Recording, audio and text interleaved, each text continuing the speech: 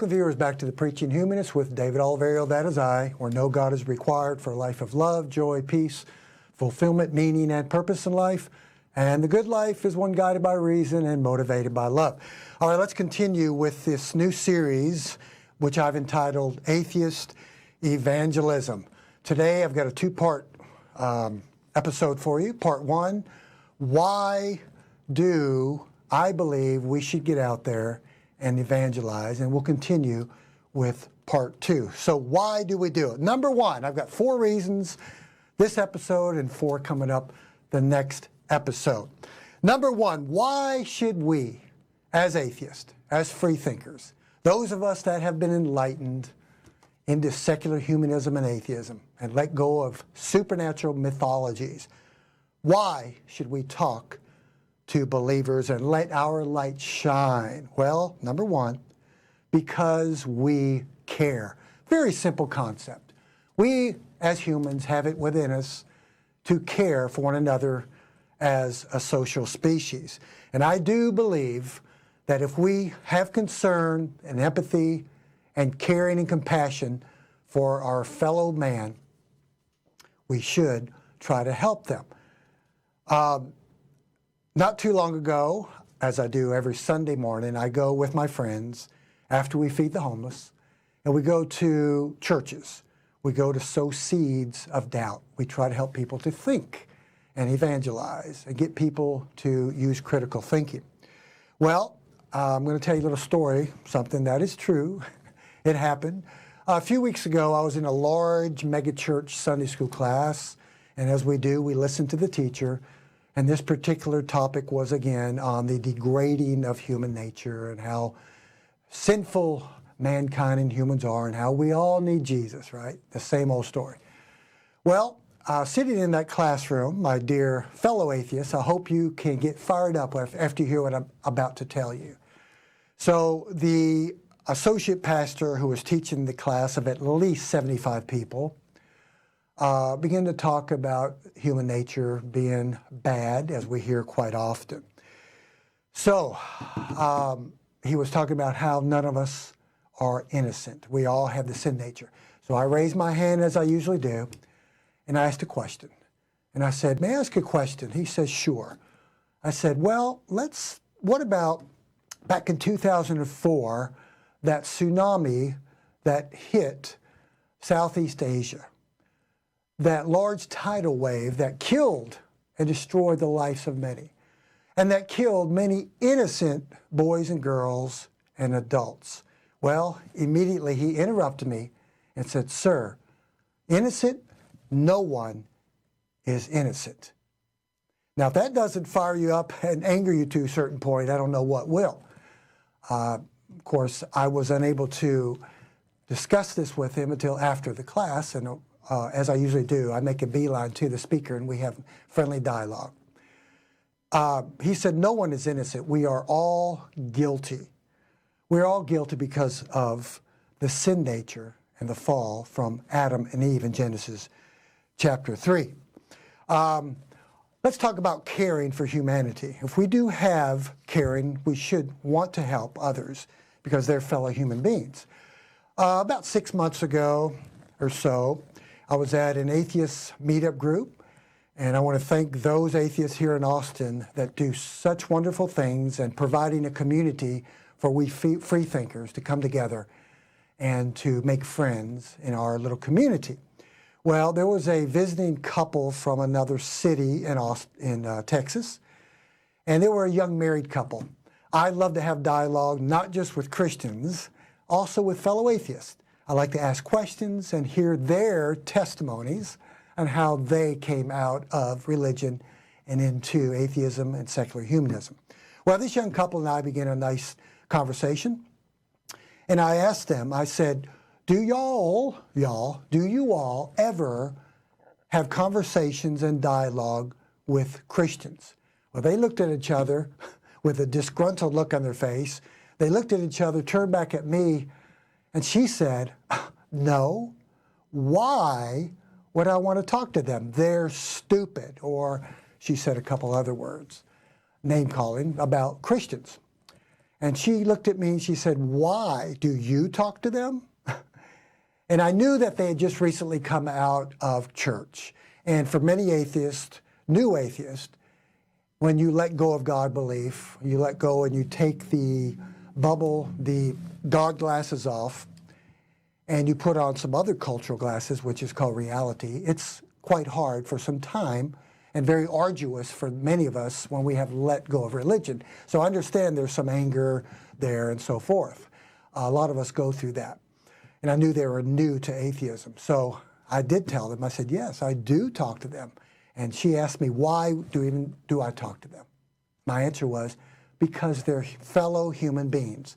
And I began to explain to them, this is where you mature into secular humanism. And the more you mature into secular humanism, you tend to have more compassion and caring for other people in all walks of life.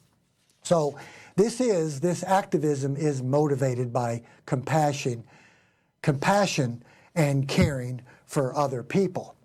Also had a couple negative replies from so-called fellow atheists on Facebook and email. And this one particular individual asked me, why, David, why do you even care?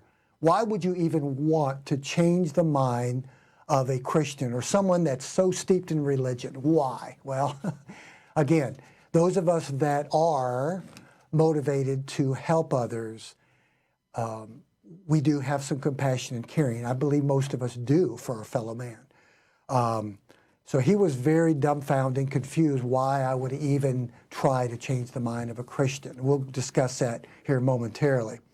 There was a song back in the 70s and early 80s, back when I was a young preacher and I was gung-ho for Jesus.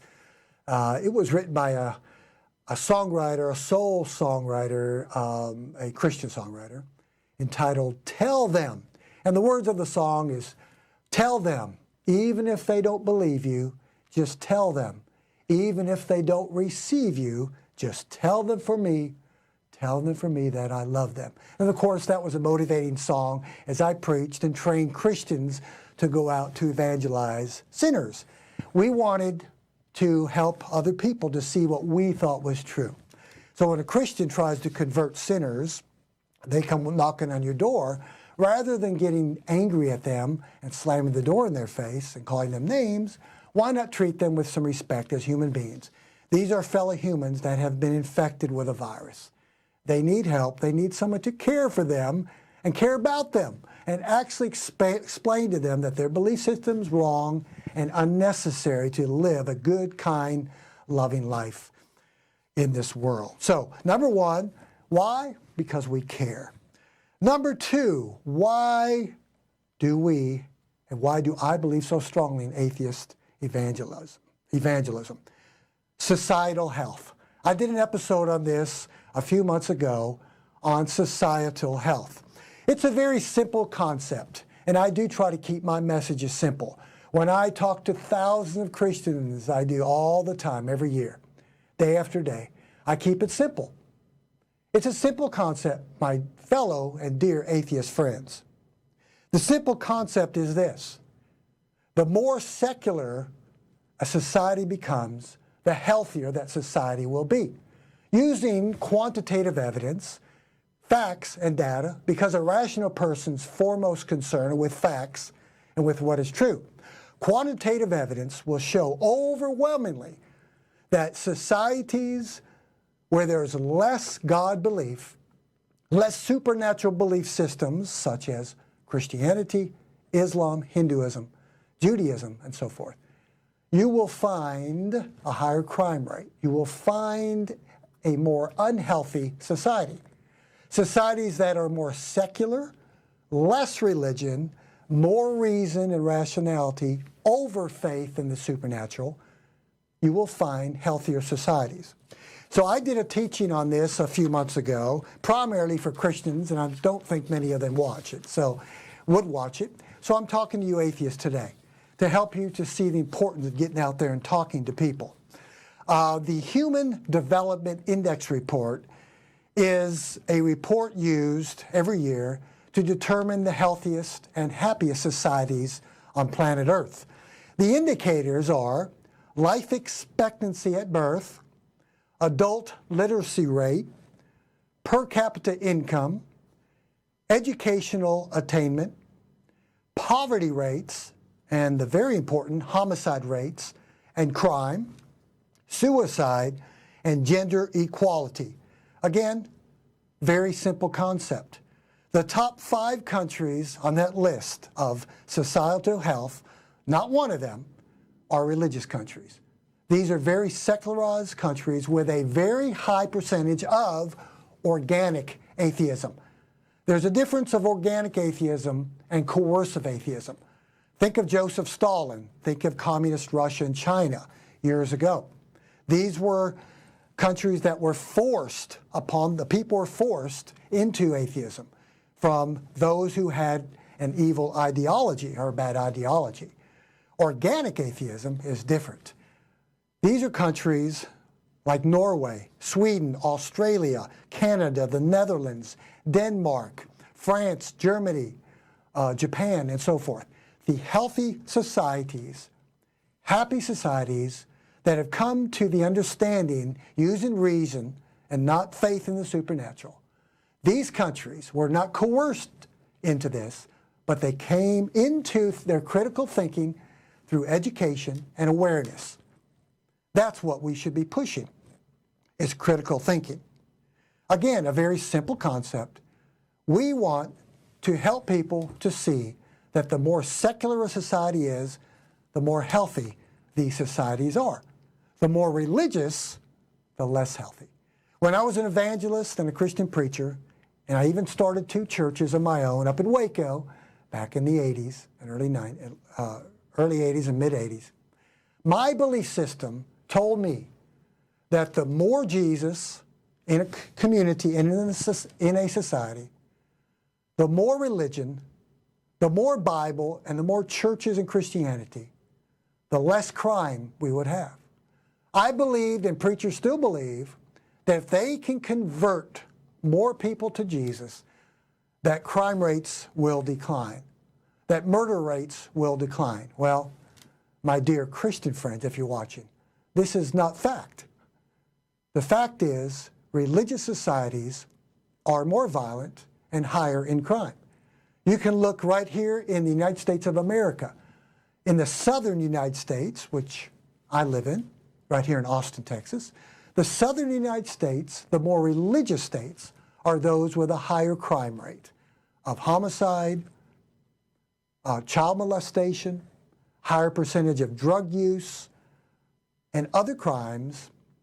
It's higher in the more religious societies. And in America, where it's more secular, you will see higher education.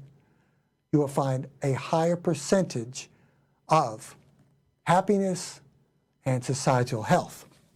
So this is another reason we should want to go out and to help these people understand that secularism works.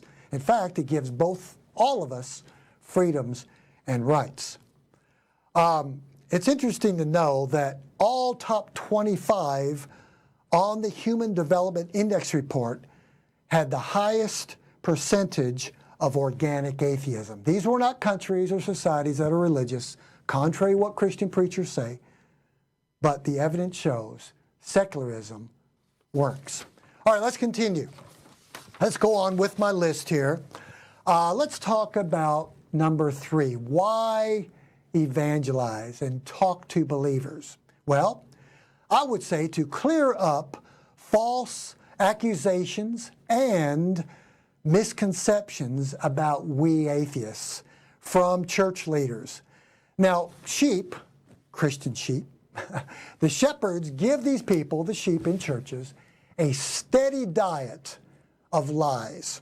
They give them a steady diet of misconceptions and accusations that are false about you and I, my fellow atheists. How do I know? Well, I'm a former preacher and a pastor's son, and I go to churches every Sunday morning, and I talk to Christians all the time.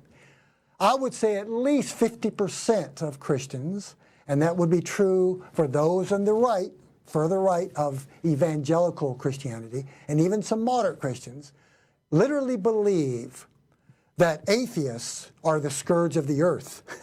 They're told over and over again that we are selfish, that we atheists are evil, we're sad, we're bitter, we're angry, we're nihilistic. I was at a Christian bookstore the other day, passing out, I get pretty bold, passing out a flyer. So I do want to get off topic just for a moment. I forgot to tell you this when we started, to let you know how serious I am about talking to believers and how I believe it's effective to help encourage people to make the change, right? Thanks to my wonderful producer, Mark Vanderberg, who produced this for me, here we have a little flyer, the Preaching Humanist, which is me, Atheism 101, wow, pretty bold, a free seminar with secular humanist and ex-Christian preacher, me. Are you religious? With a question mark. Bring your doubts and bring your questions. Where? I don't want atheists showing up. It's for Christians. And when? And here it is. Voila. Has it ever been done before? I don't know. I'm going to give it a try to answer the questions that most Christians have. When I discuss atheism and secular humanism with believers, 70-80% of them have no idea about where we get our morality, where we get our happiness from. What happened to you? There must have been some terrible tragedy that caused you to stop believing in God. Back to the story. Went into a Bible Christian bookstore, and I walked right up to the employee, a nice lady there, about my age, probably in her 50s or 60s. And I had my atheist t-shirt on, walked right up to her, introduced myself, and gave her my flyer, and invited her to come to my seminar at the library down the street, where it's a friendly environment where I will educate Christians and answer their questions about secular humanism and atheism. Why do I want to do this? Because most of them don't know. They're fed a steady diet of lies and false accusations about most of us. They are told, like Jesus talked about, in the parable called the prodigal son. Those of you fellow atheists that were raised in church, remember the parable of the second child, the black sheep of the family, like me and like many of you. The black sheep of the family, the rebellious one, the skeptic, the thinker. Well, according to Jesus in this parable, the prodigal son left his father, took his inheritance, and went off to live his own life. He didn't want to be with his father anymore. And like all other metaphors and analogies and so forth in the Bible, there's a purpose for this parable. I used to teach, well, this is what happens to you when you leave God, when you leave Christianity. You're running from God. Well, the story goes on, if you remember the parable, that this son squandered his wealth. He used it on hookers and women and alcohol and drugs. Don't think they had drugs, but a wicked, sinful life.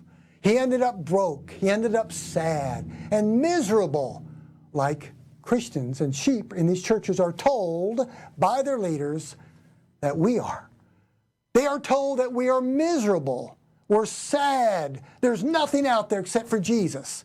Christian preachers do not want their sheep to know that you can be happy outside of Jesus, outside of being a Christian or a religious person. They want their sheep to know and to really believe that if they left, they'd be like the prodigal son. And when I talk to Christians very nicely, I explain to them my testimony, how I'm happier now than when I was a young Christian preacher. Since I've been an atheist, I value my life more. I actually have more compassion and empathy and sympathy and caring for my fellow man than I did as a Christian preacher. It's hard for them to understand. This is what we need to tell them. But they are told that we are the prodigal sons. So the story goes on in the parable that Jesus talked about, that this young son was wallowing in a pigsty. He was wallowing in mud with pigs. He was so miserable in a life of nihilism that he decided to go back to his loving father. The father waited for him with open arms. You remember the story. And of course, the parable goes that The prodigal son ran back with tears in his eyes, squandered his life away in sin, and he came back to the loving arms of the Father. A metaphor of what happens when you leave Jesus. Well, the truth is, and you have to tell these people, as I do all the time, I'm not the prodigal son. I and many other atheists and secular humanists are not rolling in a pigsty of nihilism. We're actually very, very happy. I got to tell you one more thing. Very proud of one of my clients. She and her boyfriend are both very strong atheists, but they're closet atheists like most atheists are. And she would never think about doing activism.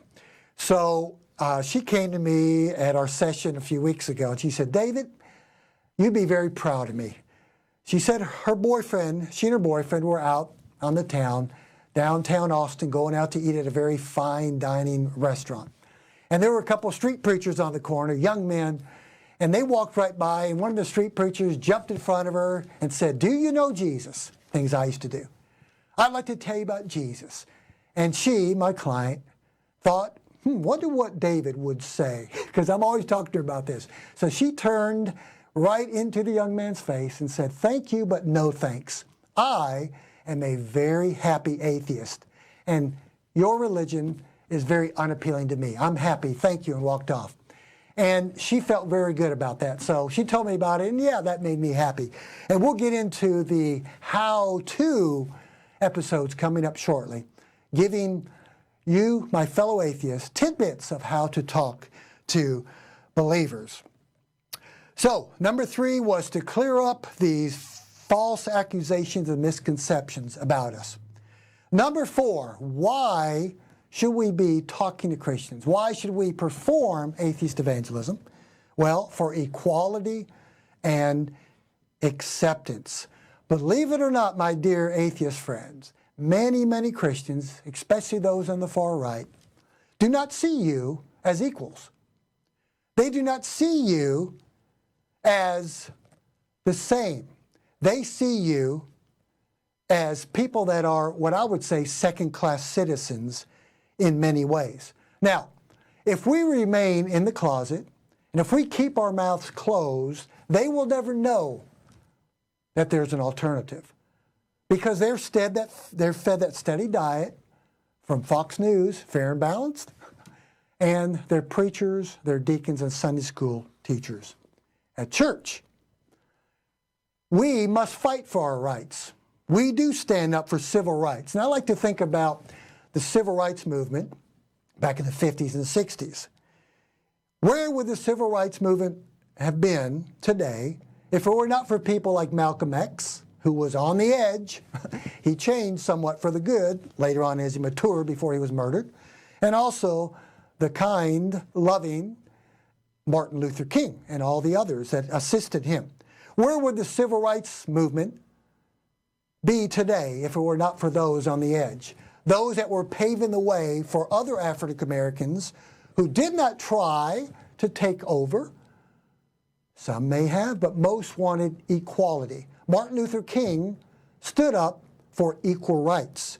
All minorities deserve equal rights. And I will tell you right now, we may have a woman as a president. I hope so. We've come a long way in this country. We're getting there to egalitarianism and rights for all and freedoms. We have seen recently same-sex marriage is now legal in America. Finally, we're getting there. Now, who and what group is there out there who is the least respected group in America? Well, I'll tell you right now, we are, my dear atheist friends. What group out there, what minority, would be the last person to vote for as president? Who do you think Americans would not want as president more than any other minority? We've already had a man of color, and we may have a female in office. Well, the facts are out. We have done surveys on this topic many times, and atheists are at the top of the list. Number 1, we are mistrusted, we are maligned, we are second-class citizens in not all Christians, but many eyes, especially those on the right. Who is responsible to let these people know that we are not second-class citizens? Who is going to do the work? Will we depend upon the media? We're not going to depend upon believers because they're telling their sheep the opposite about us, things that are normally false and false accusations. It is up to us if we want equality. It is up to us as free thinkers, atheists, agnostics, skeptics, and secular humanists to stand up and speak. It is up to us to be activists. And it's interesting to know that there is such a small percentage in each group of activists. The civil rights movement, no more than 1%, 2%, or 3% of African Americans were actually involved in activism. The same thing with women's rights, LGBT rights, gay rights, and atheists. Well, if we want to be considered as equals, we must stand up and fight. The religious right is okay with us as atheists as long as we sit in the corner and we keep our mouths closed. I have had people accept me as just a quiet atheist. Once I came out of the closet and started my activism 10 years ago, at least, I've been an atheist for 25 to 30 years, but I wasn't an activist or really out of the closet until about 10 years ago. It's different when you're out there talking. It angers them. They don't like that. But freedom of speech and equality for all is what we should be fighting for. So, I'm finished with part one of why we should do it. So thank you for watching the Preaching Humanist. Have a wonderful day.